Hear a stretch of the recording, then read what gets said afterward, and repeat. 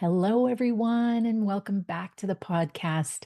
I'm Angela, and so delighted to have you join me here today. I have another amazing guest. Just before I introduce her, I want to encourage you all to like and subscribe so that we have the podcast seeing as many people as we possibly can. You can help out a lot by doing that. And so today I have Theresa Evans with me. And Theresa is an author. She's the author of the powerful new book, Choosing to Die, a daughter's story of supporting her mother's end of life through assisted death. As an ICU nurse, Theresa spent years witnessing death and dying up close, coming to see it not as something to fear, but as a profound privilege to be present with someone in their final moments. But her understanding of end of life care deepened in an entirely new way when it became personal. After years of living with end stage heart failure and COPD, Theresa's mother made the decision to pursue medical assistance in dying, choosing to pass on her 80th birthday. In 3 months leading up to that day, Theresa and her sisters walked alongside their mother through a deeply tender time, supporting her and each other while navigating the complex experience of anticipatory grief. During those final months, Theresa found herself tending to her mother's beloved garden, a space that became a living metaphor for the cycles of life and death unfolding before her. Drawing from her work as a nurse, yoga teacher, and somatic educator, Theresa brings a deeply grounded and compassionate lens to the emotional and ethical complexities of end of life care. So, in today's conversation, we explore what it really means to show up for someone at the end of their life, regardless of how they choose to die, and how we can meet that experience with presence, clarity, and care. So, welcome to the podcast, Theresa. Thank you for taking the time. Thank you, Angela. Thank you for having me on here to share my story. Yeah, it's so important. And I think I know the reason, but I'm going to ask you anyway. What made you write the book? Well, I think writing the book was part of me going through my own grieving process, but I Mhm. also really wanted people to hear this story, to begin conversations about death before we're in the throes of dying, when emotions are peaking. And as a nurse, I was witness to a lot of endings that could have been more mindful, more peaceful had these conversations taken place. So Mhm. we've moved so far away from death in our culture, and I do think that's shifting. I do think that there's a new awareness that's growing, and I just feel like it's my mission now for this third of my life to help start these conversations. Yeah. Yeah, I Mhm. love that. And, you went through this incredible, heart-wrenching, experience, and one that maybe many of us have not gone through, in the way that you have. Um, what do you hope readers will take away after reading your book? I hope that they take away the importance of having conversations with the people that they're close to in their life, that they make plans. In particular, my mom chose MAID, medical assistance in dying, and I wanted people to hear what this experience can be like. While it's hard in many ways, just like any time we're saying goodbye to someone we love, I it was it was so empowering. I mean, it was so empowering for mom to be able to make this decision and then for us to show up and support her through it. And I know that it's a controversial decision still, especially here in the United States where I live. Mhm. Um, And part of my mission is to have MAID available in every state. And as I say all the time, I don't believe that MAID is the right choice for everyone, but I believe everyone should have the choice. Mhm. Yeah. Yeah, and I'm finding that with the people that I know that have gone through the process, I think they would agree with that.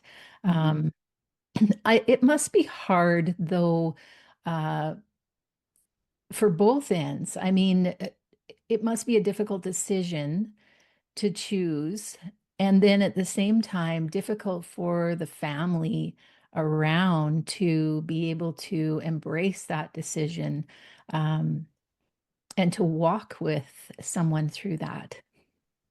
I think what was harder for me actually was just watching my mother suffer for those last years of her Mm, life. yeah, You know, our medical system is geared, we've become very skilled at extending life, but right. we have not become skilled at ending life. How we Mm, can, when is it time? When is it okay to stop? When can we right, say no? And I think the reason people often fear saying no is because they fear that they're going to suffer, right. right? If they don't, I mean, there's multiple reasons for it, but in the situation, in the moment, and I witnessed this. I witnessed this when I worked as a nurse. In the moment, if you are given the choice and you have not had a conversation, a thoughtful conversation about what you or your loved one's wishes are, 99% of the time you're going to say yes. Mm, Because even when you're ready to say goodbye, as I say in the book, we're hardwired to live, yeah, right? That's part of our just our basic survival instinct. So this process requires thoughtfulness. What do I want? How do I want my ending to look? mhm, Um, so I was traveling internationally and teaching at for 5 years before mom died. And so I was calling her a lot, and I would have her think, this is the blessing of technology. I'd put her on FaceTime and say, "All right, mom, we're in Australia. Come on, we're going to go see the kangaroos." And I wanted her to see all the wonderful things that, look at, we're in India. There's 5,000 people and there's no lanes on a road here. All these stuff. yeah, But um, it was just a steady decline. And my mother loved gardening, and she was a really talented watercolor artist. And every time I was calling her, there was less and less of that, less and less joy, less and less. And that actually was just as hard for me as mom's decision. And I actually said to her one day when we were talking, I said, Mom, I said, I'm not trying to off you by any means, but I said, you live in a country where you have a choice. And I just need to say that out loud to you. And I think as the daughter, the nurse daughter, I'm very practical about death. mm, I think the more we're around death, the more ease we grow with the reality that if we are alive, at some point we are going to die, right. and that can happen in a myriad of different ways. Um, but I wanted her to know that. And I didn't, I said, I just need you to know that I will support you. And I don't want you to feel that your back is against the wall. If Hmm. it has, if it, I knew that we had tried every medical intervention known to man. We're all into alternative types of healing. We had tried every non-medical intervention known to man. She Right. had three daughters. She was in Ontario. She had access to health care. I mean, she had everything that you could have, but it wasn't alleviating her suffering. Her suffering was just growing. Yeah, So yeah, that started our conversation. yeah. And were the rest of the siblings on board when she made that decision? Yeah. I think, at first it, it stops you in your tracks. I mean, Yeah. even I, who recommended it to her when she said, "Yeah, I'm going to do it," there's like, Hmm. did I really think she would actually make that phone call? Right. But Yeah. again, we decided, I have two sisters, and we decided that we were going to support her regardless, that we would help each other be able to show up for her in the most spacious and gracious way that we could. So, of course, I mean, I write in the book almost every day, I hoped she would die without us having to actually do MAID. Right. You know, Yeah. I'm like, oh, mom and I are out in the garden today. Wouldn't this be auspicious if she could just keel over from a heart attack out here doing in the place that she loves the best? Yes. But, literally right up until the day before. And it wasn't that, it's sort of like, I don't want to compare it to to our pet, but when you Uh, have your old pet and you're like, yeah, I oh, was I thinking the just same pray that thing. they'll die in their sleep on their own, right? Yeah. To Yeah. have to be part of a manufactured decision hmm um, carries a lot of weight. Yes, it does. Yeah, Mhm. absolutely. There's a cat. So, yeah, that's Ollie, my rescue cat. Okay, so and then you talk about and I had the privilege of listening to a little bit of your book and you talking about being in the garden and how that helped you heal through this. And you talk about your mom being a gardener as well and how that brought so much joy to her. I think about my grandmother. She was the same. She just loved plants and cooking, with the stuff from the garden and making these amazing meals. Um, how did that become a place of healing for you? So my mom had a beautiful flower garden, and she asked me because she wasn't physically able if I would put her garden to rest for the season during that three Mhm. months that we were with her. So that was July, August. It was really, I got there in mid-July, but it was COVID, so I had 2 weeks of quarantine. So August, September, October, she died on November 15th on her 80th birthday.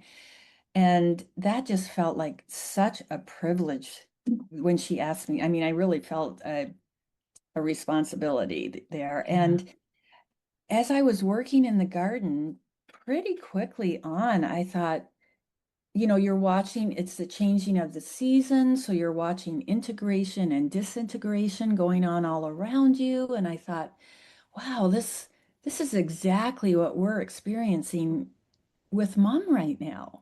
hmm And I just came to realize how nature was just a gigantic metaphor for what we were experiencing. It was all the same.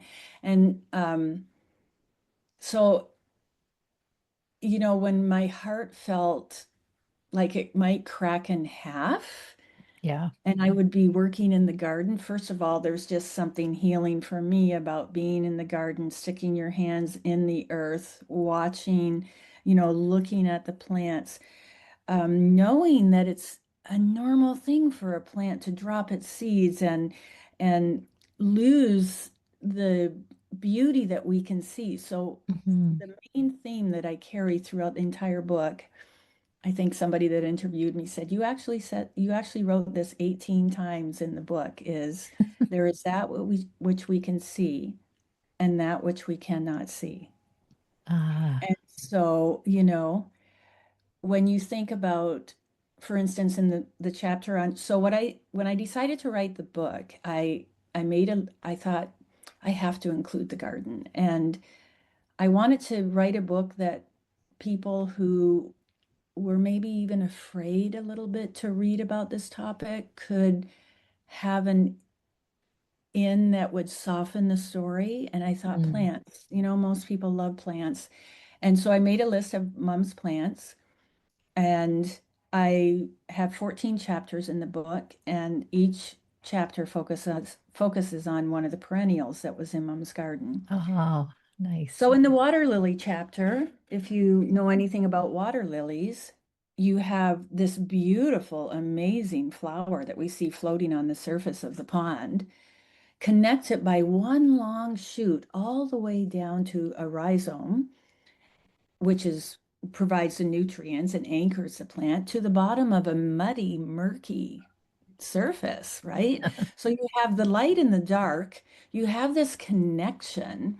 And I compared us to water lilies, saying my sisters and I are imitating these water lilies right now, free floating on the surface of the pond. When one of us appears to be pulled under, the others, manage to create some space and help us surface. And if you know anything about rhizomes, a rhizome can be cut in half and regenerate growth out of two nodules. Mm. And so I talk about how, in the future, mom and I, we will be connected to our mother by a golden thread like this water lily shoot. And I trust metaphorically that if this experience cuts us in half, we will grow new shoots. Aw, that's beautiful. So, yeah, the garden became a real, um, I mean, the garden helped me navigate this experience with so much more mm, openness. If I started to harden, because that's what happens, right? Hmm. When we're overwhelmed, we go into protective mode. And Right, protective mode is always contracting. right. I've spent my life helping people that are in chronic pain. And when you're in pain, you contract. Yeah. And so I'm grateful that I was 60 years old and I had the maturity that I had when I went through this with mom. And I knew in every moment where I would feel that hardening start to creep in. Okay, Teresa, pause, take a breath. Why are you here? What do you need? What does your mother need? What do you need? I mean, Hmm. some days, I remember one day just saying to my sisters, I need a day. I need to go fossil hunting. I'm a big fossil hunter. And I was like, I need a day in nature by myself just to restore. So, Yeah, yeah. yeah, yeah. And I'm sure that in that 3 months, there was so much anticipatory grief.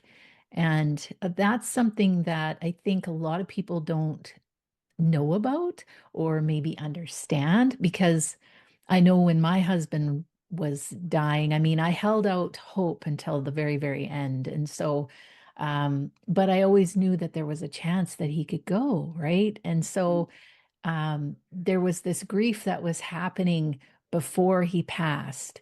Mhm. And I didn't even know that I was in grief until afterwards. Um, so, can you explain from your perspective what is anticipatory grief and how does it differ from other types of grief? Well, I think anticipatory grief is literally the weightiness that we carry, the knowing that someone we love is going to die. Hmm. Um, if you think about somebody that's in hospice or palliative care, it's I mean, it can go on for months, for years Hmm. even. Yeah. I think with MAID, there's a knowing the exact date and time that your mother is going to die is quite a strange thing to Yeah. carry too, right? It's a blessing and a curse because we knew that our time was limited. We could literally like count down the Hmm. hours and but we also knew that our time was limited, so how important it was that we show up completely. Like Right. I just think about how I looked at my mom during that time. And when I looked at her, I made sure I looked right into her eyes. I wanted her to know that she was being seen. I wanted her to see me. I wanted her to know every good thing she had ever given me as a mother. I wanted her to go out. And I mean, we had a contentious relationship. My mother Mm. threw me out of the house when I was 14. Oh, wow. Yeah. And I mean, we didn't reconnect again until I was 19. And Mm. so there was years of healing, but but we were close. I mean, we had grown close. We had done that. We had done the work. We had decided that we wanted a relationship. It was important to us. And so we Mhm. were both willing to do the work that it took to right up until until the very end. I mean, when my sisters and I and my mom all got together like that first week, sort of the beginning of like in the book, it's sort of written as a countdown. It's based on my journal entries that I kept during that time, and we had 86 days. Um, that first night, we had a major blowout, and I can't even tell you what it was about now. What it was about was that we were all like thrown into this experience that we had no experience with. And this was, Mhm. I mean, we were grieving already. This is anticipatory grief, right? We were in the thick of it already. And Right. again, it's so easy in those moments to get lost in the sensation. And at that, when that happened, that was sort of the turning point for all of us, where we decided we were going to show up. We were going to be together. We were going to do this with mom, and for each of us. That Mhm. this was because I thought of leaving. And I'm like, well, you did that once. You did that when you were 14. How did that work for you? Mhm. I mean, it seemed like it worked okay and we were able to heal it, but this is different. Because if Yeah. you're not here when your mom leaves, how are you going to feel? Mhm. And so, again, it was, I think, because of the interpersonal work that I had been doing on my own for years, I was able to keep drawing myself back to that and saying, hang on now, Teresa, take a breath.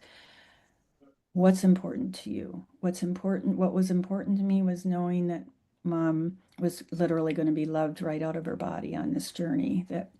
So, you know, I would say anticipatory grief, just like all grief, there's moments where you literally think, holy cow, is my heart actually going to break into 100 pieces? Is that physically possible? Mhm. Does that happen?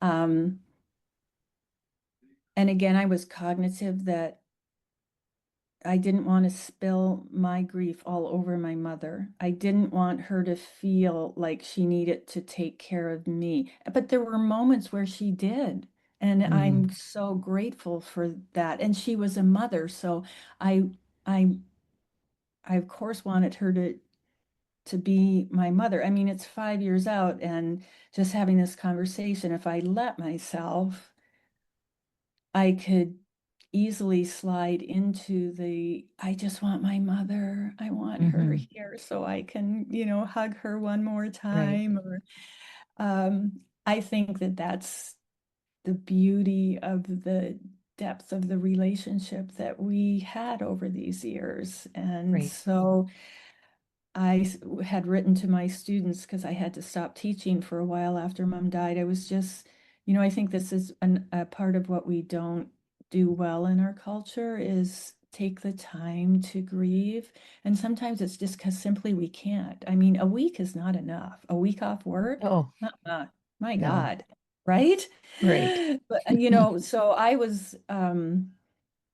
I had the luxury that I was able to, I just said to my husband, I said, I just can't work right now. I'm just so tired. And I don't want to miss the mystery of the after Mhm. because it's the thing that reminds me of the importance of what this relationship was.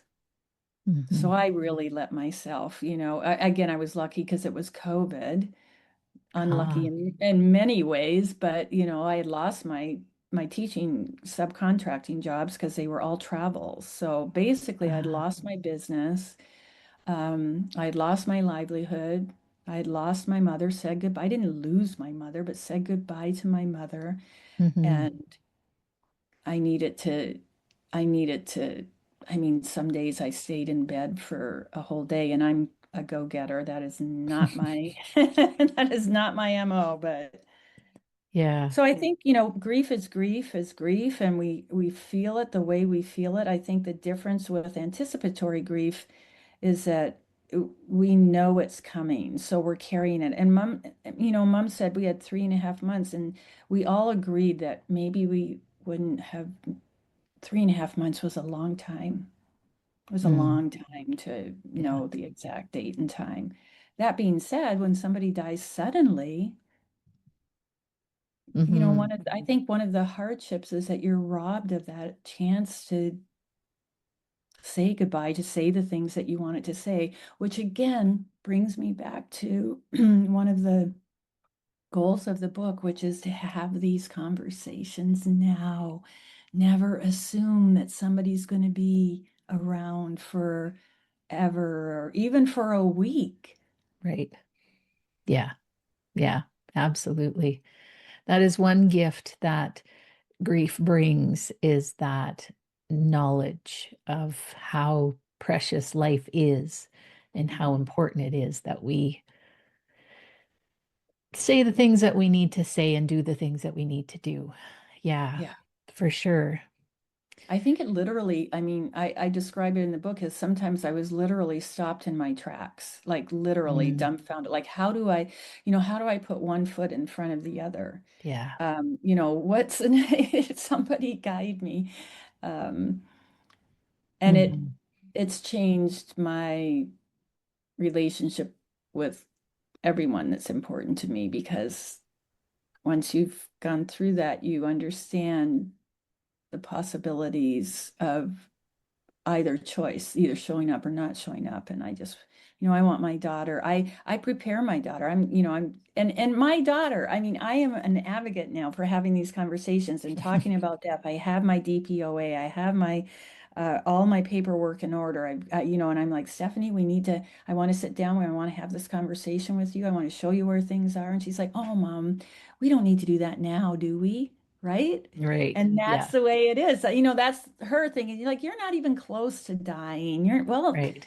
no, we need to do it now. Actually, everyone over the age of 18 should have some kind of paperwork in place in reality. Yeah. Well, and I think in a way it'd be much easier to do it, uh, Oh, rather than wait until now you're in this place where you know that this is happening and then you're trying to get your head around all of that. yeah. How did your mom um, get through this? Like, how was it for her? I, it was hard. I Yeah. mean, first of all, she's Catholic. She was very Catholic. Oh, And the okay. Catholic Church is one of the big institutions that is adamantly against MAID. Right. And I had only been there a few days, and Mom said to me, she said, "Oh, I've got a phone call scheduled with this Sister Mary Catherine today." And I'm like, "Why? Why, Mm, Mom? You know she's just gonna try to talk you out of it, and you're gonna feel bad." And she looked at me and she was very clear, and she said, "If Sister Mary Catherine can talk me out of it, then I shouldn't be doing it. mm, If I can be talked out of it, then I shouldn't be doing it." And I mean, in that moment, I was like, whoa, okay, there's powerful mom who she said, I have prayed on this for weeks, for days, for hours, for minutes, for seconds. Man's interventions are keeping me alive, and man's interventions will end this suffering. My relationship with God is clear. I am on my way to meet him. That was her belief when she mm. leaves her body. There was just no wavering in that. And we all have different beliefs around that and value systems around that. And MAID is not going to be a viable choice for some people who really have a sense that only God gets to choose when life is given and taken. But Right. I mean, for me, I feel like we've already interfered with that. I get very practical and say, well, then should we be having an open heart surgery? Isn't that Hmm. interfering with God's plan? Shouldn't Right. we have let that person die of a heart attack? Should we Hmm. actually even be taking an antibiotic? I mean, I Right. don't know. It's very complex, and I certainly am not saying that I have the answer for it, but I think about it a lot. Yeah. Yeah. It is really something to grapple with. I mean, It there's a is, lot of belief systems that we grow up with that would be conflicting probably with it, and yet what you say is so true. What are we doing, right? So, right? I mean, when I hear about a new medical technology that has come out that's like a really extreme, very expensive, very exclusive, like, mhm, that's different than penicillin. right. Penicillin is something that serves the whole, but I just feel kind of bad. I think why, okay, Mhm, what one person or five people are going to get this? How many resources is this going to take? We're already struggling as a culture to equitably hand out the resources that we have, and we yeah. barely have enough Mhm, in the United States and in Canada. yes. And I just um again, that may sound cold, and I don't know. Again, as I said, I am not judging anyone. I'm Mhm, just thinking about it a lot. I'm reading about it a lot. I want us to all have these conversations. So back to mom, she had days that were easy and days that were hard. Some of those days were physically hard, some of those days were emotionally hard. mhm, Originally she didn't tell very many people, and it wasn't that she was ashamed of it or felt like she was doing the wrong thing, but she absolutely literally did not have the energy to explain it to everybody who would need an right. explanation. She didn't want the grandchildren to know because she was worried that they wouldn't understand it. But one grandchild found out, and at that point it's like, mom, you have to tell, otherwise that would be a great hurt for some. So Mhm, I think, I write in there was a moment where she's maybe 2 nights before, maybe the night before, 2 nights before, I think, of her saying goodbye to a couple of her grandchildren who are young adults now, but I mean, I could see that she literally, like, physically almost collapsed as I was bringing her back to bed. And it was a physical response to yeah. an emotional experience of saying goodbye. Yeah. Oh, that would be difficult. Yeah, Yeah. yeah. Yeah. Wow. She must have been a very strong lady, clearly. She was a very strong lady. She was an Irish immigrant, actually, and she was surrendered to the Children's Aid when she was young because her parents didn't have the means to take care of, I don't know, like 8 or 9 siblings. I never knew any of her side. We didn't know her Okay. side of the family. Mm, Unfortunately for mom, the system was not a good thing. She was in home after home after home. She was abused in every way that imaginable. And she met my dad when she was 16. He was 16, and there was one way to get out of foster care, and that was to get pregnant, and then they made you get married. And hmm. so, I don't want to give the book away. It's a bit of a memoir of my mother, but But yeah.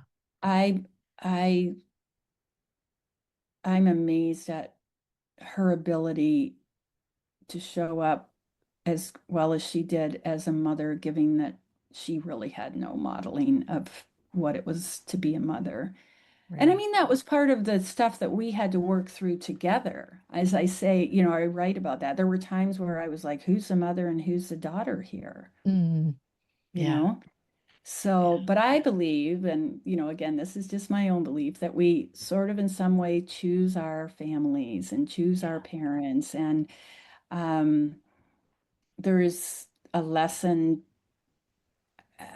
I guess I'm just always one that's thinking, well, there's a lesson here, Therese. There's a Mhm. lesson. What can this moment teach you? How can this prepare you to be more available for this precious gift of life that we have while we're here? Yeah. Yeah. And so now, having written the book and um, what are you doing now? Like, what are you? I know you're doing podcasts. Yeah. I know that, but what else are Um, you up to? I I am doing podcasts. My mission is to really use the book as a tool to start these conversations. I'm going to get quite involved with Compassion and Choices here in the United States, which is Okay. the advocacy group for choice. Um, I've been on some radio shows. I'm going to be a featured presenter at a conference on death and dying in New York in the fall. Hmm. I'm just really, writing the book was its own journey, but the after, especially a self-published book, right? Yeah. I just was at a writer's workshop and there were some traditional publishers there and 4 million books were published last year. 4 Wow. million books. That's crazy. 650,000 of those books were traditionally published, and the rest were self-published. And a lot of that is AI slop that is, Hmm. so there's a lot of, you know, to get your book out there. Well, I walked away from that convention not wishing that I had been published traditionally because I'm happy with the choice that I made, but knowing that I was going to have to be really creative in finding ways to get this book out there. But I Yeah. feel like there are people that are waiting to have these conversations, and Hmm. I'm going to do my best to show up for them through Right. the lens of this book. Yeah. And so I assume everyone can find your book probably on Amazon and Mhm. Yep. Amazon, and I have a website. It's teresaeevans.com. okay. And I blog. I have a Substack too. You can find that under Choosing Death. Oh, awesome. Um, yeah. So, um, Perfect. yeah, yeah. Yeah. I love that. And so is there anything, any advice or anything you want to share before we wrap up? I would just say, I mean, it's different in Canada right now because MAID has been legal at the federal level for some time. And I know that more people are choosing MAID. But just for anything people choose, I mean, what if somebody says, I want everything done possible to keep me alive, no matter what? I mean, for me personally, that would be against my value system, but it's not my judgment to make. Right. So I would say, you know, when just think about the bigger picture and how you want to show up and be available for the people in your life who are getting ready to transition or talking about transitioning. And remember that their experience, only you know what it's like to be you. Nobody else can know that. Only you know what you're feeling on the inside. And in the same way, I can't know what you're feeling. I couldn't know what my mother was feeling. Hmm. So it's a chance to show up and not be judgmental, not assume anything, and just be a presence. I think what I learned during that time was the power of really being present for somebody completely. Hmm. Yeah. Beautiful. Yeah. Mhm. And when you're present for someone else, I really feel like you're being present for yourself as well. And Absolutely. it's, I mean, like you say, life is a gift, and being present is part of that, embracing life, and no matter what it is, right? So, Yeah. Yeah. yeah, Yeah. yeah, beautiful. This has been an amazing conversation. Thank you so much again for taking the time. I so appreciate it. Thank you, Angela. I'm really happy to get to share this with your listeners. And thanks for having me on the show. And thanks everyone for listening, and bye for now.